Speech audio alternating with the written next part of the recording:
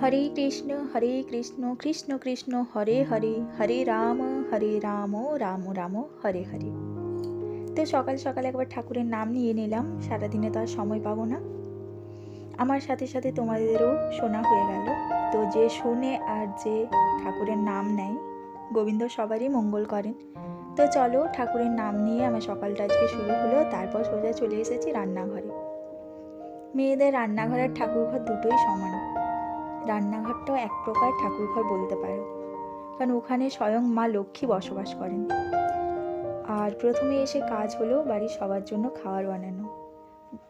জীব সেবা দিয়ে আমাদের প্রথম কাজ শুরু হয়, মেয়েকে খাওয়ানো, তারপর বাড়ির সকলকে খাওয়ানো। তো চলো, আমি এখন সকালবেলা চাটা করে সবাইয়ের মধ্যে দিয়ে দিই।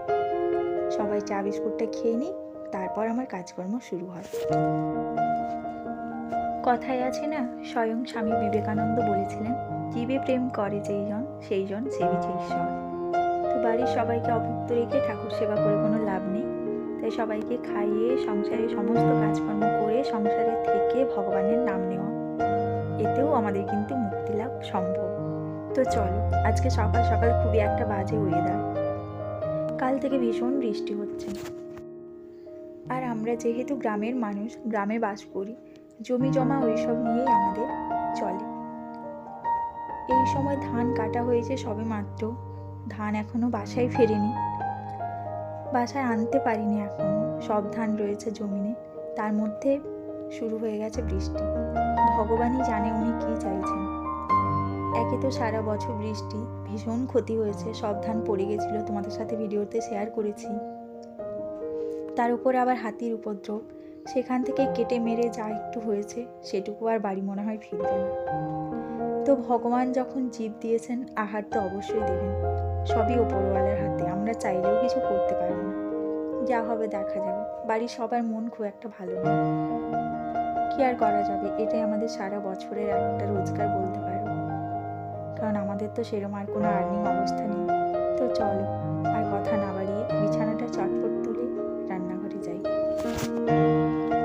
শুধুমাত্র আমাদের অবস্থা বলেই নেই, তাও তো আমার বর কিছুমাত্র একটু কাজকর্ম করে। এমন অনেক ফ্যামিলি আছে আমাদের পাড়াতে, যাদের শুধুমাত্র ওই চাষের টাকাটুকুতে দিয়ে বাচ্চার টিউশন চলে, স্কুলের খরচ, ঘর সংসার, রোগ ওষুধ, সমস্ত কিছু। তাদের কি হবে? এবছর এমন একটাও লোক নেই যারা এখনও সব ধান বাড়িতে নিয়ে চলে এসছে। সবার ধান ওই জমিনের মধ্যে রয়েছে। আর যে ধানগুলো রয়েছে ওগুলো বৃষ্টিতে প্রায় অর্ধেক শেষ হয়ে যাবে, কারণ ওগুলো থেকে চারা বের হয়ে যাবে। সে ধান আর গোলাতে তুলবে না, মহাজন কিছুতেই নেবে না, নিলেও খুবই কম দামে নেবে। এবছর না ধানের একটা ভীষণ রকম ভালো দাম ছিল, চাষিরা দাম পাচ্ছিল। এই সবেমাত্র শুরু হয়েছিল ধান নেওয়া, কিন্তু ব্যাস তার মধ্যেই সব শেষ হয়ে গেল। কি আর করা যাবে, ভগবান যা চেয়েছেন তাই তো হবে। আমরা মানুষ, কিছুই করতে পারি না। কথাই বলে, কর্ম করে যাও, ফলের আশা করো না। কিন্তু এটা কীরকম ফল বলো? এত কষ্ট করে সব কিছু তো দাম কম নেই। ধানের বীজ থেকে শুরু করে জমি জমা লাঙ্গল করানো, তারপর সে সার ওষুধের আরেক দাম। তো সেখান থেকে চাষির যে একটু উন্নতি হওয়ার কথা, অন্তত খেটে খেয়ে তো বাঁচতে পারবে, সেটুকু এবছর আর কিচ্ছু হলো না। গ্রামের দিকে এলে না সত্যি বোঝা যায়, যারা শহরে থাকে, অনেক সময় আসে না লোক গ্রামের দিকে ঘুরতে, তো এদিকে আমাদের অবস্থা দেখো বৃষ্টিতে। বাড়ি থেকে বেরোনো দায়, এত বৃষ্টি হয়েছে রাত জুড়ে। সবাই অনেকে আসে গ্রামের দিকে ঘোরার জন্য, দেখে মনোরম পরিবেশ, কিন্তু গ্রামে যারা থাকে তারাই বোঝে বর্ষাকালটা যে কত কষ্টে কাটানো যায়। এই দেখো, বাড়ি থেকে বেরোলে, আমার যে একটা ছোট্ট মেয়ে রয়েছে, ঘর থেকে বেরোবে তার উপায় নেই, জল কাদা, ব্যাস এই নিয়েই চলছে সকাল থেকে। তো ওয়েদার যাই হোক, মানুষের শরীর খারাপ হোক, যেই হোক না কেন, যেরকম পরিস্থিতিতে আমরা থাকি না কেন, রান্না বান্না করে আমরা খাওয়ার ব্যবস্থাটা ঠিকই করে নিই। কি বলো তো, খেতে তো হবে, খেয়ে তো বেঁচে থাকতে হবে। তো চলো, আমার বাইরে জলটা গরম হচ্ছে, ঝটপট আমি চালটা ধুয়ে ছেড়ে নেব জল।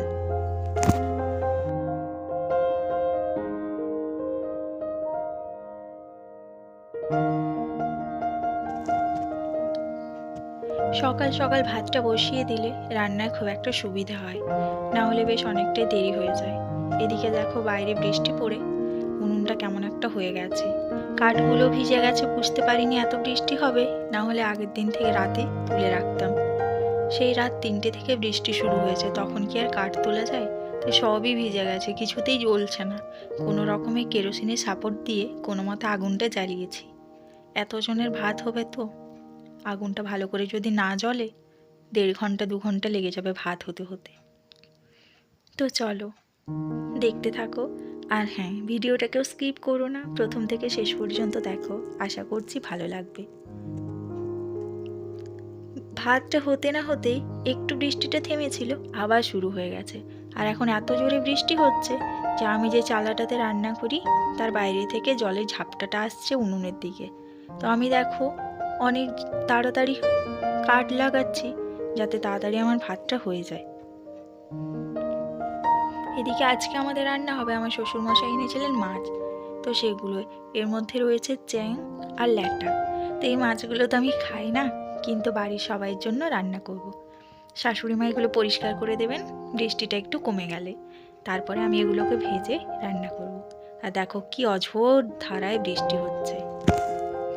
তো দুপুরবেলা আমি কোনো রকমে স্নান করে, ভীষণ ঠান্ডা ছিল, তাও একটু স্নান টান করে খাবার খেতে বসে পড়েছি। আর হ্যাঁ, ওই মাছটা যেহেতু আমি খাই না, তাই আমি আমার জন্য একটু ডিমের তরকারি করেছিলাম, আর সেটা দিয়ে এখন খেতে বসে পড়েছি।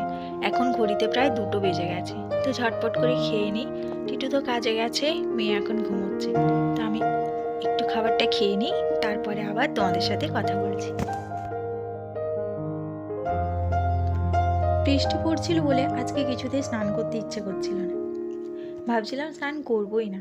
তারপর ভাবলাম কদিন বৃষ্টি হবে আর কতদিন স্নান করবো না। তবে হ্যাঁ, জামা কাপড়গুলো সব তোলা আছে। মেয়ে আজকে আর স্নান করায়নি ওকে, ওর দেখলে ভীষণই ঠান্ডা লেগেছে, একটু একটু কাশছে, আবার কফও হয়েছে মনে হয়, তার জন্য ওকে স্নান করায়নি। ওই একটু তেল মাখিয়ে হাতে পায়ে গরম জল একটু দিয়ে ওকে ঘুম পাড়িয়ে দিয়েছে। মেয়ে আমার দুপুরবেলায় খুব একটা বেশি ঘুমোয় না, তাই যতক্ষণ ঘুমোয় ওই 0.5 ঘন্টা 45 মিনিটের মধ্যে আমাকে স্নান খাওয়া দুটোই কমপ্লিট করে নিতে হয়। ও ঘুম থেকে উঠে কিন্তু মা ছাড়া কোনো কথাই শুনবে না। আর এখন দেখো বিকেল হয়ে গেছে, তো একটু মেঘটা ধরেছে বলে বাইরেটা একটু পরিষ্কার। আর দেখো আমার আরেক বাচ্চা চলে এসেছে। মুরগিটা না সত্যি আমার ভীষণই ভালো, ও আমার হাতের থেকে এসে খাবার খেয়ে চলে যায়, ডাকলে এক্ষুনি চলে আসবে। ও যেখানেই থাকুক না কেন, আমি যদি একবার হাঁক দিয়েছি ব্যাস, এসে পায়ের গোড়ায় হাজির। তো বিকেলবেলা ওদের একটু আটা খাইয়ে দিলাম। বাইরে বৃষ্টির মধ্যে জল ভরছিলাম, তাই শাড়িটা পুরো ভিজে গেছে।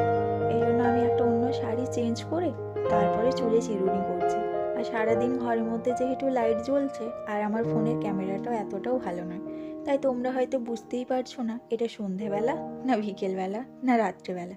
এখন হচ্ছে বিকেলবেলা। তো চলো আমি চুলটা বেঁধে তারপরে অন্যান্য কাজকর্ম সব সারতে হবে।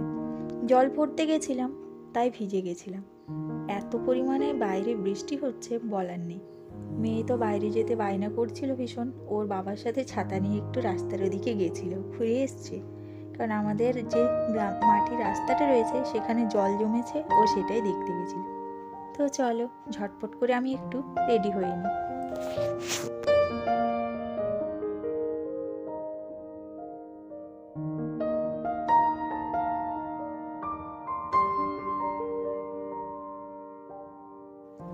ধান নষ্ট হয়ে গেছে, এই দুঃখের মধ্যে একটা খুশির খবর হলো আমার শ্বশুরমশাই অনেক মাছ ধরে এনেছে।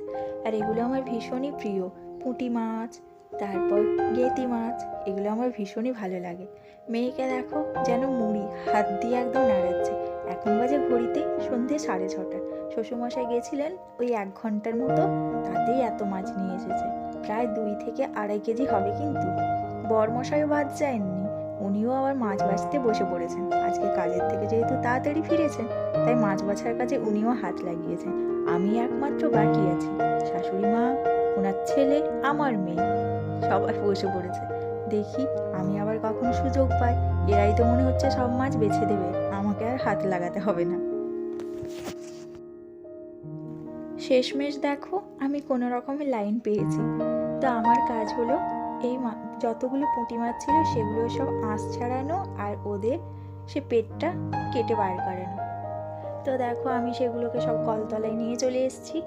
এখানে জল দিয়ে যে সিমেন্টের বাঁধানোটা রয়েছে ওতে ঘষলেই চলে যাবে, একটা একটা করে আর ঘষার প্রয়োজন নেই। তো দেখো আমি এগুলোকে ছাড়িয়ে নিই, তারপরে আবার এত মাছ সব আলাদা আলাদা করে ভাজতে হবে। তো তবে থ্যাঙ্কস বড়মশাই আমার ভিডিওটা একটু রাত্রেবেলা করে দেওয়ার জন্য, কারণ ওনার তো দেখা সাক্ষাৎ পাওয়া যান না, আর উনি সচরাচর এইসব কাজে আমাকে হেল্পও করেন না। যেহেতু আজকে মাছ বাছতে এসেছি তাই হয়তো ওনার মনে একটু আমার প্রতি সদয় হয়েছেন উনি, তাই ভিডিওটা করে দিয়েছেন। তো থ্যাংক ইউ আবারও। আর এতগুলো মাছ পেয়ে আমার তো খুশিতে মনটা আনচান করছে।